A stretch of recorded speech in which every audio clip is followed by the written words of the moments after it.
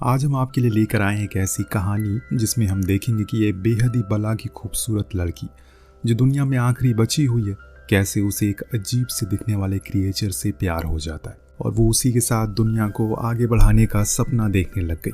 लेकिन अंत में कुछ ऐसा हो गया जो किसी को मंजूर नहीं था।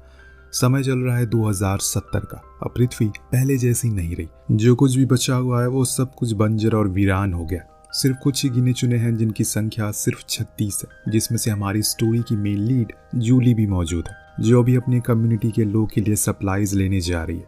बीच में हमें जो कुछ भी नजर आता है सब कुछ तबाह हो गया है।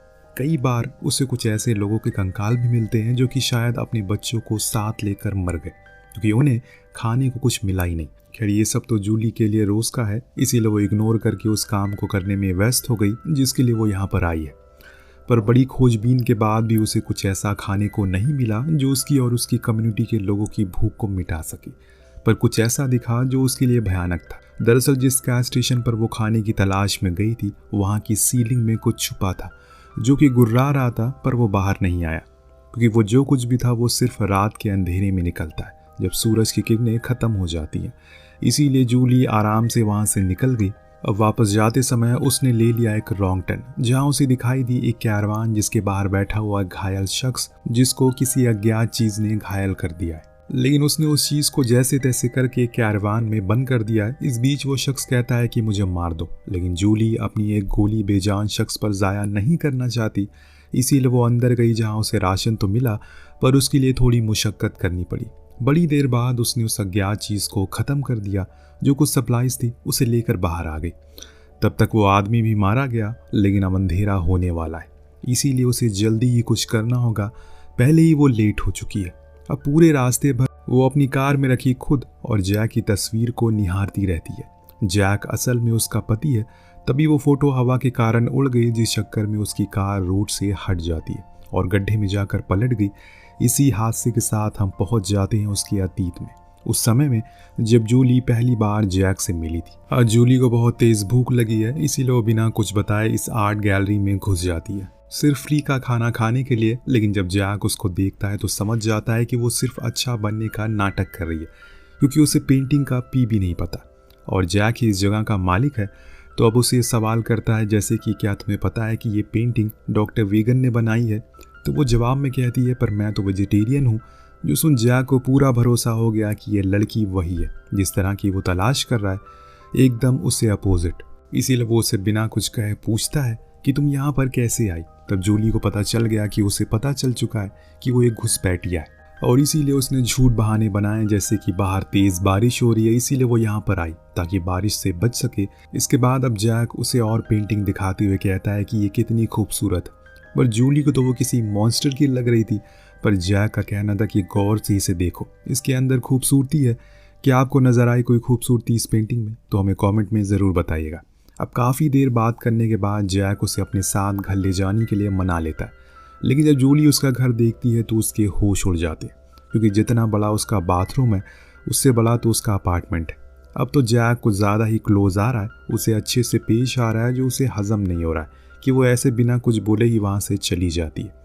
और ये बात जैक को हल्की सी भी समझ नहीं आई, उसने ऐसा क्यों किया। खैर, कई दिन बीत गए, पर एक दिन एक कैफ़े में जैक को फिर से जूली दिखी, वो भी एक बूढ़े आदमी के साथ। तो उसने उसका पीछा किया। तब उसे पता लगा कि वो ये काम पैसों के लिए कर रही है, क्योंकि उसे नशे की लत है। लेकिन फिर भी जैक ने उसका साथ नहीं छोड़ा, बल्कि जैसे तैसे करके उसके अपार्टमेंट तक पहुंच ही गया। वहाँ उसे बहुत सारे नशेड़ी खड़े दिखे मिले जो बिना पैसे के अंदर जाने नहीं देते किसी को, चाहे उसका खुद का ही घर क्यों ना हो। अब वहाँ जब जूली जैक को देखती है तो हैरान हो जाती है कि वो यहाँ क्या कर रहा है, पर फिर भी जैक उससे बात करने की कोशिश करता है, उसे समझाता है कि वो उसके लिए अच्छा काम ढूंढ देगा, जिसके बाद उसे यहाँ रहना नहीं पड़ेगा। लेकिन जूली को फिर से उसकी अच्छाई हजम नहीं हुई, इसीलिए उसने उसे बेइज्जत करके वहाँ से गाली वाली देकर भगा दिया। तो बेचारा जैक खुद की सेल्फ रिस्पेक्ट की धज्जियाँ उड़ाकर अपने $1 मिलियन के पेंट हाउस में आ गया। लेकिन जिससे मिलना होगा वो किसी भी हाल में आपसे मिल ही जाता है, जिसको आना होता है वो आ ही जाता है। तो यहाँ जूली भी आखिर आ ही गई, लेकिन बहुत ही बुरी हालत में। उसे वही नशेड़ियों ने बहुत मारा, क्योंकि आज उसने उन्हें पैसे नहीं दिए अंदर जाने के। खैर, यहाँ जैक उसकी देखभाल करता है, मरहम पट्टी करता है। अगर आसान भाषा में कहें तो वो उसका पूरा ख्याल रखता है। लेकिन अगले ही दिन जूली फिर से नशे के लिए तड़पने लगी। उसने घर में रखी चीज़ों को तोड़ने फोड़ने लगी। फिर भी जैक उसे रोकता है क्योंकि ये उसके लिए ठीक नहीं है। अब वो उसके लिए आउटस्कर्ट में बड़ा सा घर भी खरीदता है ताकि वो यहाँ पर सुकून से रह सके। और सबसे बड़ी चीज़, यहाँ पर दूर दूर तक कुछ भी नशे का सामान नहीं मिलता। जो चीज़ दोनों के लिए अच्छी थी, आप यहाँ साफ साफ देख सकते हैं कि जैक उससे कितना प्यार करता है। लेकिन जूली के साइड से ऐसा कुछ भी नहीं है, या फिर उसे एक्सप्रेस करने नहीं आता, कुछ साफ साफ नहीं कह सकते। कुछ महीने तक वो लोग साथ रहते हैं। फिर एक दिन जूली बताती है कि वो प्रेग्नेंट है, जो चीज़ दोनों को ही बहुत खुश करती है क्योंकि ये उनके लिए एक नया चैप्टर, खासकर जूली के लिए, क्योंकि अब पहले से वो बहुत ज़्यादा बदल चुकी है। लेकिन जिस दिन वो बच्चे को जन्म देने वाली थी, वो मरा हुआ पैदा होता है। इसमें साफ साफ एक ही शख्स की गलती थी, जो कि थी जूली की, क्योंकि ये भी आपको पता ही होगा, इस चीज़ के बाद से अब जूली फिर से अपने पुराने रास्ते पर आ गई, जहाँ वो हर रोज़ नशे किया करती है, जैक से लड़ती है जिससे वो परेशान हो गया और कार छोड़कर वहाँ से मेट्रो से घर चला गया। तो वहीं जूली वहाँ से बाहर आ गई। फिर भी वो बार बार जैक उसे कॉल करता रहता है, लेकिन वो फ़ोन नहीं उठाती। इतनी में जूली की नज़र टीवी पर पड़ी, जहाँ दिखाया जा रहा है कि अभी अभी मेट्रो में एक केमिकल एक्सप्लोजन हुआ है जिसमें 44 लोग मारे गए। और जब ये चीज़ जूली को पता लगी तो उसने फ़ौरन फ़ोन को उठाया।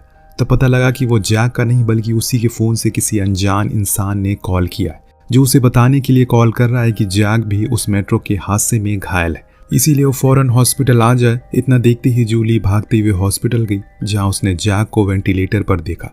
डॉक्टर से पता लगा कि वो ना ही सुन पा रहा और ना ही बोल पा रहा, पर वो जिंदा है, जो जूली के लिए ज़्यादा मायने रखता है। इसीलिए वो उससे सॉरी लिखकर दिखाती है, पर शायद उसने अब देर कर दी, क्योंकि जब अगले दिन वो हॉस्पिटल में पहुंची तो वहाँ जैक नहीं था, क्योंकि उसकी मौत हो चुकी है। कल रात में केमिकल एक्सप्लोजन के कारण उसकी बॉडी को डिकम्पोज कर दिया गया, इसीलिए वो जूली को उसे आखिरी बार देखने का मौका भी नसीब नहीं हुआ। अभी 2 दिन पहले की बात है, सब कुछ इतना सही था और आज सब कुछ खत्म हो गया। इसीलिए कहते हैं कि आज का समय जियो ना कि कल का, क्योंकि कल किसी ने नहीं देखा। जैक की मौत से जूली पूरी तरह से बिखर जाती है। अब आ जाते हैं प्रेजेंट में। कहीं आप भूल तो नहीं गए जूली अभी कौन सी दुनिया में जी रही है। उस क्रैश के बाद जब उसकी आंखें खुली तो उसने देखा कि उसकी टांग टूट चुकी है और अब तो रात भी हो गई है, यानी कि डबल मुश्किल। लेकिन पहले तो उसे अपनी टूटी हुई टांग को बाहर निकालना है, जो कि डैशबोर्ड में फंस चुकी है। इसीलिए वो पूरी कोशिश करती है उसे बाहर निकालने की, लेकिन असफल रहती है।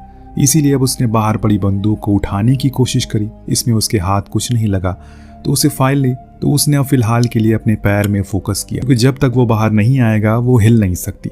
इसीलिए जैसे तैसे करके उसने अपनी उस टांग को सीधा किया और फिर उसके ऊपर शराब और हड्डी पर पंच करके उसे अंदर कर दिया। जी हाँ, उसने ऐसा ही किया, लेकिन ये जितना बोलने में आसान लग रहा है उतना देखने में तकलीफ और दर्दनाक है। अगर जूली की जगह कोई और होता तो वो ये काम कभी नहीं कर पाता। खैर, अब अगला काम था उसे अपने बेस पर कांटेक्ट करना, लेकिन कोई भी काम उसके लिए इतना आसान न जाने क्यों नहीं है, बल्कि इसे तो और भी मुश्किल बढ़ गई। उसके इस शोर से वहाँ पर कई अज्ञात चीज़ आ गई, जो शायद कोई क्रिएचर है जिसके पैरों को हम देख सकते हैं, जो कि हूबहू इंसानों की तरह ही है। लेकिन वो जूली के पास नहीं, बल्कि वो तो चुपचाप आगे की ओर जा रहा था। लेकिन तभी कोई रेडियो से रिप्लाई देने लगता है, जिसकी आवाज़ से वो उसकी ओर आने लगा। जूली फटाफट से रेडियो को दूर फेंक देती है ताकि उसे लगे कि आवाज़ उसी में से आ रही है, जो कि सच भी है।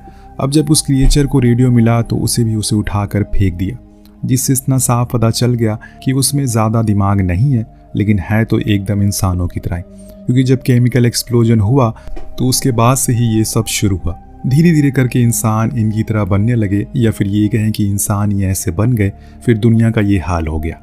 अब जूली कुछ लाइट को बाहर फेंक कर रेडियो को अंदर ले आती है और किसी से कनेक्ट करने की कोशिश करती है। लेकिन अभी वो क्रिएचर उससे दूर नहीं गया, बल्कि उसके आसपास घूम रहा है। इसीलिए तो जूली सतर्क हो गई और अपनी बंदूक के साथ जो उसने बाहर से उठा लिया, लेकिन वो आगे से आने के बजाय पीछे से आ गया और उसे पकड़ लिया।